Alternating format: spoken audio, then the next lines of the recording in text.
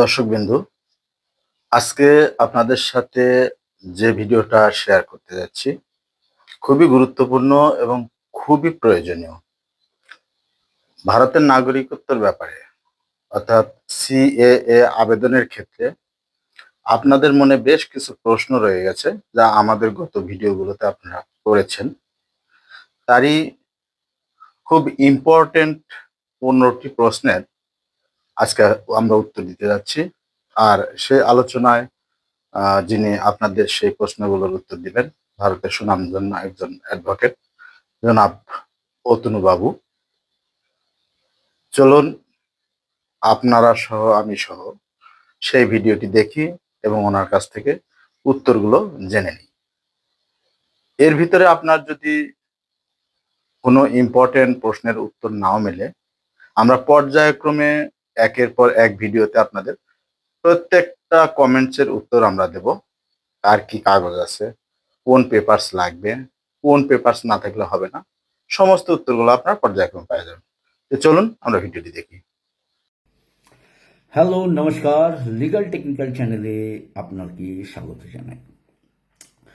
আজকে আমরা এই ভিডিওতে আলোচনা করব আমার আগের ভিডিওতে যারা কমেন্ট করেছেন সেরকম 15টা প্রশ্নের উত্তর আমি এই ভিডিওর মারফতে দেব। সঙ্গে থাকবে একটু সিএএ নিয়ে আলোচনা, নাগরিকত্ব নিয়ে আলোচনা সামান্য। ঠিক আছে? তো তাহলে বন্ধু শুরু করা যাক। আজকের এই ভিডিওতে আমি আলোচনা করব সেই 15টি গুরুত্বপূর্ণ প্রশ্নের উত্তর, যা আপনারা সরাসরি আমার ইউটিউব ভিডিওতে কমেন্ট করে জানতে চেয়েছেন।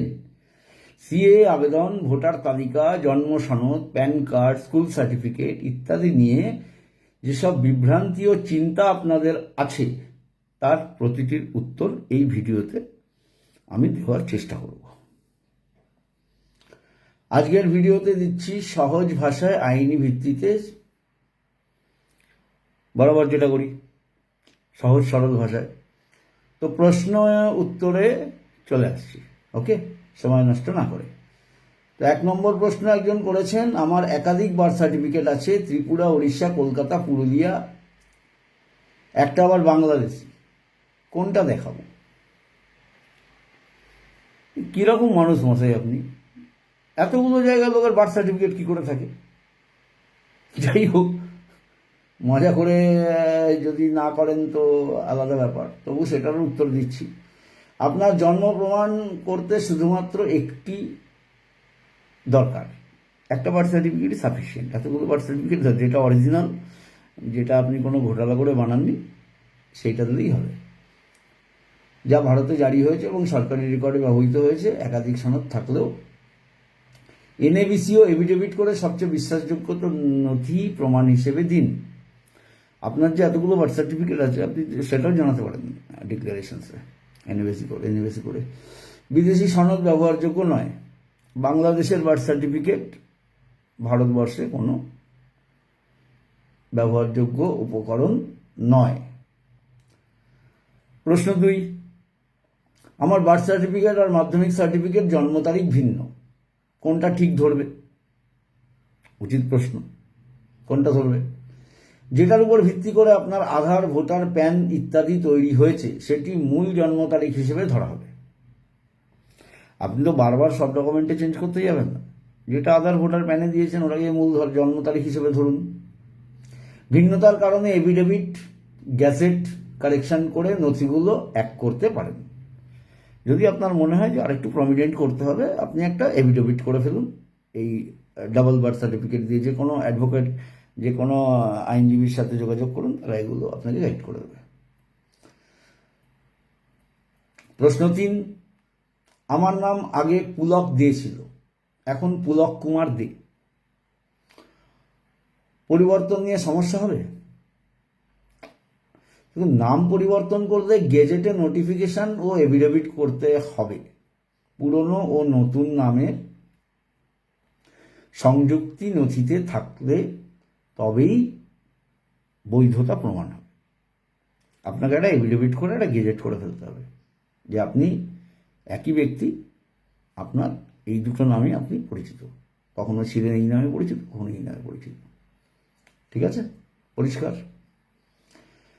নেক্সট প্রশ্ন, জন্ম সনদ নেই, শুধু মাধ্যমিকের সার্টিফিকেট আছে, নাগরিক হিসেবে গণ্য হব? ভালো প্রশ্ন।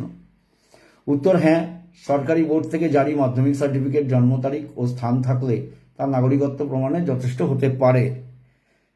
কিন্তু মাধ্যমিকের অ্যাডমিটে বোধহয় আপনার জন্মস্থানটা লেখা থাকে না, তবু ওটা accepted as a standard birth proof. বারবার আমি ভারত থেকে বাংলাদেশে, আবার বারবার বাংলাদেশ থেকে ভারতে যায়, ভারত থেকে বাংলাদেশ আসে, আসা যাওয়া চলছে। নাগরিকত্ব প্রমাণে সমস্যা? অবশ্যই, এটা তো সাধারণ জ্ঞান। কিন্তু আইন কি বলছে?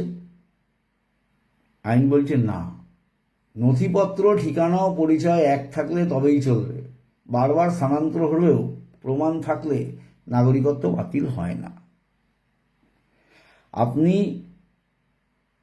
বিভিন্ন দেশে যাত্রা করতেই পারেন, কিন্তু আপনার যদি বাসভূমি ভারতবর্ষ হয়, আপনার যদি সেখানকার সমস্ত সরকারি নথি আপনার কাছে থাকে, আপনি যদি বাংলাদেশ থেকে 2014 আগে এসে সিএ আবেদন করে নাগরিকত্ব পেয়ে থাকেন, এবং পাবেনও, অ্যাপ্লাই করতে পারবেন, কোনো অসুবিধা নেই, কিন্তু 5 বছর কন্টিনিউ আপনাকে ভারতে থাকতে হবে। বুঝতে পারছেন? তো এই হচ্ছে ব্যাপার। নেক্সট প্রশ্নে আসি। আমি 2014 পরে ভারতে এসেছি, এখন কি করব? অনেকেই প্রশ্ন করে। দেখুন, সিএতে আবেদন করতে পারবেন না, এটা তো আপনি নিজেও জানেন, দেখে নিয়েছেন সব কিছু। আপনার করণীয় দুটো অপশান আপনার কাছে আছে। একটা, আপনি লং টার্ম ভিসা আবেদন করে ভারতে থাকুন, যতদিন পর্যন্ত ভিসা এক্সটেনশন করে, আবার নেক্সট এক্সটেনশন করাবেন কি রিকোয়েস্ট করবেন, প্রাণের ভয় থাকলে পেয়ে যাবেন। আর ইউএনএইচসিআর এর মাধ্যমে শরণার্থী আবেদন করুন। এগুলো অনলাইনে ইমেলের মাধ্যমে আবেদন করতে হয়, আর পোর্টালেও আবেদন করতে পারেন, তবে পোর্টালের থেকে ইমেলে আবেদন করলেও ওরা রেসপন্সটা তাড়াতাড়ি দেয়। আর সঙ্গে কোনো আইনজীবীকে নিয়ে যদি আবেদন করেন, তেনারা ফরম্যাটগুলো ভালো করে আপনাকে সাজিয়ে গুছিয়ে করে দেবেন, তো সেক্ষেত্রে পারফেক্ট হবে, গুরুত্বটাও বেশি পাওয়া যায়। ঠিক আছে, তাহলে পরিষ্কার রইল, 2014 পরে যারা এসছেন তারা এলটিবি আবেদন করুন, নয় ইউএনএইচসিআর এ আবেদন করুন। নেক্সট প্রশ্ন, পঞ্চায়েত প্রধান লিখে দিলে আমি 2010 সাল থেকে ভারতে আছি, এটা কি যথেষ্ট? পঞ্চায়েত প্রধান লিখে দিল আপনি 2010 সাল থেকেই ভারতে আছেন, এটা কি যথেষ্ট? উত্তর না। এটা সাপোর্টিভ হতে পারে, কিন্তু স্ট্যান্ডার্ড ডকুমেন্ট নয়। এটা স্ট্যান্ডালোন প্রমাণ নয়। সরকারি রেকর্ডে আগমনের তারিখ বা কোনো সার্ভিস ইউটিলিটি প্রমাণ লাগবে। 8 নম্বর প্রশ্ন, 2008 সালের প্যান কার্ড থাকলে সেটা আইডি প্রুফ হিসেবে গণ্য হবে? প্যান কার্ড আইডি প্রুফ, অবশ্যই প্যান কার্ড আইডি প্রুফ হিসেবে গণ্য হয়, কিন্তু নাগরিকত্ব প্রমাণে জন্ম বা আবাসিক ডকুমেন্টেশন প্রয়োজন। আপনার জন্ম সার্টিফিকেট, আপনার ধর্মীয় সার্টিফিকেট, আপনার যেখানে বাস করেন সেখানকার সার্টিফিকেট, এগুলো লাগবে। প্যান কার্ড দিয়ে শুধু আপনি প্রমাণ করতে পারবেন না যে আপনি ভারতীয় নাগরিক। 9 নম্বর প্রশ্ন, মা বাবার জমির দলিল দেখালে নাগরিকত্ব প্রমাণ হবে? কখনো হয় না, হবে না। দলিল আপনার নামে না হলে তা নাগরিকত্ব প্রমাণে যথেষ্ট নয়। নিজের নামে জন্ম বা শিক্ষা সংক্রান্ত নথি দেখাতে হবে। এনএবিসি কিভাবে পাওয়া যায়? 10 নম্বর প্রশ্ন, এনএবিসি কিভাবে পাওয়া যায়? এনএবিসি পাওয়া যায় পৌরসভা, পঞ্চায়েত অফিস থেকে। যেখানে জন্ম হয় আবেদনপত্র, বাসস্থান ও পরিচয়পত্র সহ দিতে হয়। যদি জন্মের রেকর্ড না থাকে তাহলে তারা অনুপলব্ধতার সনদ দেয়। অনুপলব্ধতার সনদ মানে উপলব্ধ নয়, তার একটা সার্টিফিকেট দেয়, কিন্তু নেই মামার চেয়ে কানা মামা। 1947 সালের আগে জন্ম, কোনো প্রমাণ নেই। আমি কি ভারতীয় নাগরিক? কি বলি বলুন তো?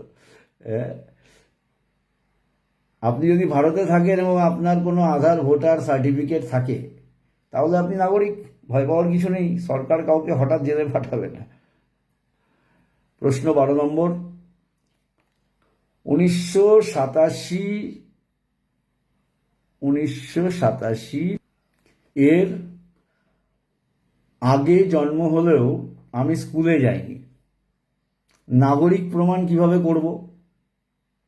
87 সালের আগে আপনার জন্ম, আপনি কখনো স্কুলে যাননি, ভোটার আইডি, রেশন কার্ড, জমির দলিল, পারিবারিক রেকর্ড, ধর্মীয় সার্টিফিকেট বা আদালতের এফিডেভিট দিয়ে নাগরিকত্ব প্রমাণ করা সম্ভব।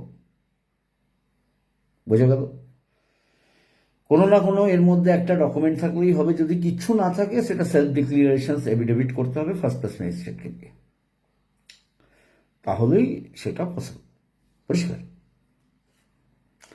প্রশ্ন নম্বর 13। আমার ভাইয়েরা সবাই 87 আগে জন্মেছে, আমার 88-তে জন্ম, আমি নাগরিক তো? আপনার নিজের মাধ্যমিক অ্যাডমিট কার্ড থাকলে সেটি যথেষ্ট। ভাইদের ডেটা শুধু পারিবারিক সংযুক্তি দেখাবে, কাজে আসবে না। ঠিক আছে? আপনি অবশ্যই নাগরিক। একা বৃদ্ধা পেনশন পান, পিপিও আছে। পিপিও মানে পেনশন পাসবুক, ওইটাকে বলে পিপিও। 1987 আগে থেকে তিনি কি নাগরিক? ভালো প্রশ্ন। হ্যাঁ, পেনশন, পিপিও বই এবং 1987 আগে রেকর্ড হলে তিনি নাগরিক হিসেবে প্রমাণিত হন। তার নিজের পরিচয়পত্র থাকা আবশ্যক। পরিচয়পত্র মানে তখন ওই Aadhaar card, voter card, ration card, passport, এগুলো। বেশ।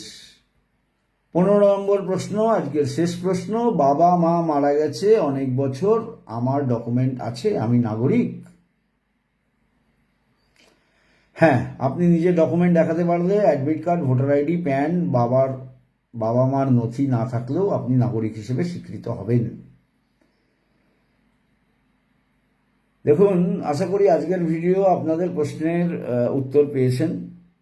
প্রচুর কমেন্ট, 250-300 কমেন্ট এক ভিডিওতে আলোচনা করা সম্ভব নয়। তো আমি এরকম 15-20টা করে কমেন্টের আলোচনা প্রত্যেক দিন করব। আপনাদের যদি কোনো প্রশ্ন থাকে, আপনারা আমার ভিডিওতে কমেন্ট করবেন, আমি কোনো না কোনো ভিডিওর মাধ্যমে নিশ্চয়ই আপনাদের উত্তর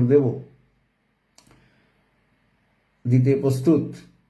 ভিডিওটি শেয়ার করুন, সবাই বিভ্রান্তি দূর করতে পারে, যাতে সত্যকে জানুন, আইনকে বুঝুন। হ্যাঁ, আর একটা কথা, সিএএ নিয়ে যারা এখনো ওয়েট করছেন, বসে আছেন, এক্সকিউজ দিচ্ছেন, তাদের উদ্দেশ্যে বলছি, তাড়াতাড়ি করে ফেলুন। আমার কথা শুনে অনেকের বলছে ভয় দেখাচ্ছি। ভয় দেখাচ্ছি না, চাইছি সবাই সুস্থ নাগরিক হিসেবে ভারতবর্ষে নিজেদের অধিকারটাকে অর্জন করুক। এটা ভয়ের প্রশ্ন নয়। এখানে আমার কোনো স্বার্থ নেই, আমি কোনো রাজনৈতিক নেতা নই। আমি একজন নিরপেক্ষ আইনজীবী, সত্যের পক্ষে লড়ি, ক্রিমিনালদের ডিফেন্ড করি না। তো সেই হিসেবে বলছি, যত তাড়াতাড়ি সম্ভব পেপার যেটুকু আছে, বাকিটা এফিডেভিট দিয়ে রেডি করে ফেলুন। অনেক সাইবার ক্যাফে করছে, যোগাযোগ করুন, মানুষকে বলুন, তবেই মানুষ পথ দেখাবে। চেপে রাখবেন না। আপনি ভাববেন না আপনি নাগরিকত্বের অ্যাপ্লাই করেননি বলে আপনি র্যাডারের বাইরে আছেন। যাই হোক,